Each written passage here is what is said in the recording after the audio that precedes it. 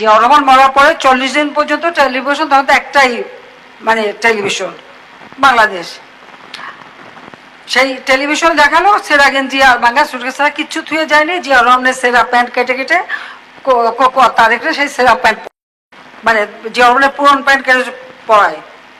আর তারপরে তাদের ধন দৌলত সম্পদের পরিমাণ এত বেশি আর এত বেশি লুটপাট করে নিয়ে গেছে যে এখন সেই লন্ডনে বসে সেখানে গাড়ি, ড্রাইভার, কাজের মেয়ে থেকে শুরু করে সব থেকে পশ এলাকায় বাড়ি, সেই আয়েস কোথা থেকে আসে? এত টাকা কোত্থেকে পায় তারা?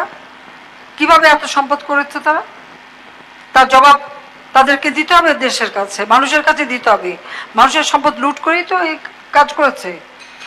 সেটা তো গেলই, তারই কারণে এমার্জেন্সি 2টা বছর তত্ত্বাবধায়ক সরকার এমার্জেন্সি ডিক্লেয়ার দিয়ে ক্ষমতা আসলো। এই 2টা বছর দেশের অবস্থা কি